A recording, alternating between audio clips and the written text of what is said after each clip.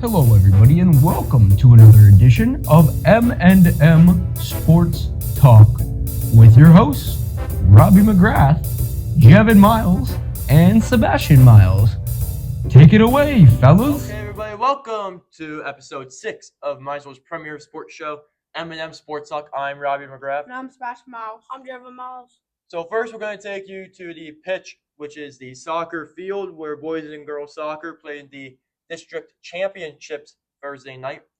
The boys soccer team won against Tri-Valley in the District 11 Class Single A Championship Wednesday night by a score of 2-1. Jordan Bowers getting the 2 goals there for the Battling Miners. That is their first district championship in program history over the last 35 years, give or take. Wow. Give or take a couple years with the program being folded and all that stuff. They'll play either Wyoming Seminary or Mountain View in state at a District 2 site. Mountain View and Wyoming Seminary are playing the District 2 championship tomorrow at 3:30 afternoon, so keep an eye on that game.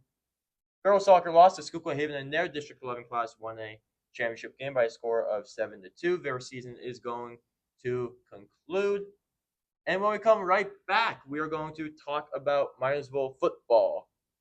So, welcome back to M&M Sports Talk. I am Jevin Miles, followed by Sebastian Miles, and this is your Minersville football update. So, we're going to dive a little bit into Minersville against Penn Argyl tomorrow night at 7.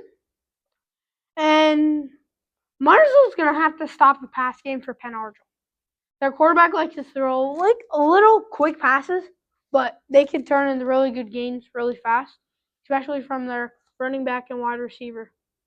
Because the running back goes out into the flat, catches it, and then goes for a 25-yard gain. And then Penn Argyl is going to have to stop Minersville's pass game and running game with Dante Carr.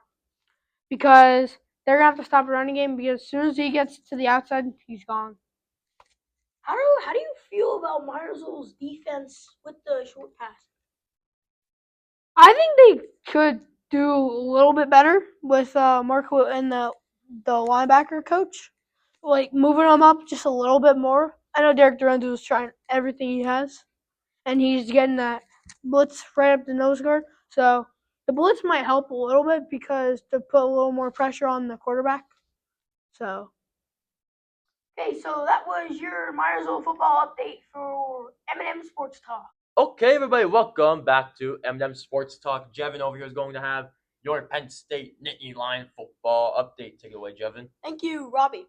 So, Penn State will be playing the Ohio State at home. How do you feel about Penn State's progress from firing Franklin? Horrible? I wouldn't say horrible. I would say it's not. The season, we all know, is not going to end well for the Nittany Lions. They're not going to be over 500. They're going to be under. They're not making a bowl game. I think fans should expect that. I don't think they're making one. And you had to know when you're going to fire James Franklin that Terry Smith wasn't going to have any head coaching experience, so it's going to be a bit of a struggle for the rest of the year. I'm just focusing on next season for the Nittany Lions, seeing who we can get out of the coaching carousel. I'm just excited to see what names pop up, who Pat Kraft talks to. And it's just going to be an exciting offseason in general for college football, not just Penn State or Florida, but for college football as a whole to see where all these coaches are going to be going. I'm just excited, and I can really care less about the rest of the year for Penn State in the nicest way possible. How do you feel with the bye week last week on their performance this coming week? I think the bye week helped Penn State. I think they needed a break they needed an off week from all the stuff that's going on around them, all the stuff that's going on in the facilities, with Franklin getting fired, Terry Smith taking over, Drew Howard getting injured. I think they need a weekend to clear their heads a little bit and focus and say, okay, we're focused, we're ready to go. We were grinding at practice all week. Let's go out there and show Ohio State what Penn State football actually is. So I'm Jevin Miles, and this was your Penn State football analyst. All right, thank you very much, Jevin. And when we come back, Penn State basketball is on the counter next. Okay, everybody, welcome back to the final segment of M&M Sports Talk Lions Hoops Weekly, your home for Penn State basketball here on M&M Sports Talk. So, to get started, Penn State defeated Division II team Shippensburg 86-67 in an exhibition contest on Sunday afternoon. And when you compare their exhibition game from Dayton last week to their game against Shippensburg on Sunday, two things I noticed were improved. That's rebounding and defense. defense in general. Ivan Jurek had 9 rebounds, Dominic Stewart had 7, and Tibor Mertrick had 6. Defensively, four Penn State players had two steals. I'm very excited to see this Penn State team defensively. I hope they're an aggressive team defensively this year. But one thing Penn State struggles with is offense. I'm going to preach this a lot on this show. Offensively, Penn State does not have the energy to play. They don't have the experience to play as a Big Ten offense. They had 11 turnovers in total against Shippensburg. That is way too much, especially going up against a Division II team for an exhibition game. Ivan Jurek, Mason Blackwood had 3 each, so not very good. However, I'm going to give it 2 quick shots. First to Freddie DeLeon, the 5th. He had a day with 21 points, 4 assists, 2 steals, and 4 rebounds. So he did good on the boards and scoring. Eli Rice had 17 points, 1 assist, 2 steals, and 1 rebound. Even though Penn State won by 19, it's still embarrassing to say that they won by 19. Yeah, you can say, oh, I'm happy they won. Oh, so great for this team. You have to remember they're playing a Division II team. This is a Division II team that didn't even make it over 500 last year. And fans are saying congrats. We gotta understand this is an embarrassing win. They should have won by 40 points or something like that. Possibly more. That's what gets me mad, is that they could have won by more, but they didn't because our team is too young and we don't recruit at a Big Ten level. That's embarrassing that we have one of the best athletic budgets and we can't put any of it to basketball. Shame on you, Pat Kraft. I'm embarrassed for this basketball program sometimes.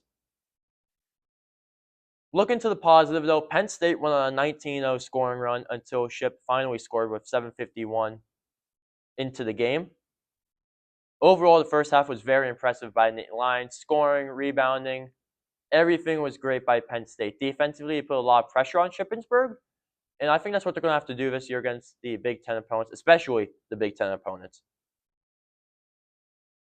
Going into the second half, missed shots and turnovers created by Nittany Lions gave Shippensburg a lot of scoring opportunities.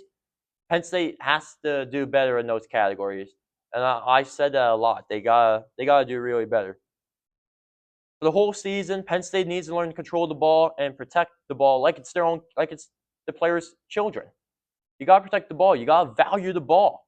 You can't just give the ball away, which Penn State has done a lot last season, and they may continue it this year, but I hope not. Penn State opens the regular season Monday at 7 p.m. as they welcome Fairfield for Mike Rhodes' 3rd season as the Nittany Lion head coach. There's only one senior for the Nittany Lions this year, and that's Josh Reed. And 18 out of the 13 players on the roster are freshmen. One thing that also concerns me is the lack of experience. You have 8 of the 13 players are freshmen, so you're not getting a lot of experience right there. I think you're really only getting one guy returning who has decent experience, and that's Freddie DeLeon. And DeLeon's honestly he wasn't even that good last year. You're losing 6 or 7 of your best players who all graduated, and they're all either starters or key bench players. So we got to remember that. And for college basketball season, man, to start, I'm just hyped. I love college basketball season. I think it's the best college sport. It's always great to watch, not just the big conferences, but it's also enjoyable to watch the small conferences no one's ever heard of and just watch 2 teams you never heard of just play each other. I really enjoy that. And the last thing we're going to bring up in this segment is why is Penn State traveling to a first-year Division I team? New Haven University up in Connecticut. They were Division II last year. They're going to be a Division I team for the first time this season. And they have a 1,500-seat arena. 1,500. And Penn State's traveling up there. I just don't understand why they're doing that. But hey, if you can win, it's a win. Okay, everybody, and that is it for M&M Sports Talk. I'm Robbie McGrath, and for Sebastian and Jevon Miles, I'm going to say so long, and we'll see you next week.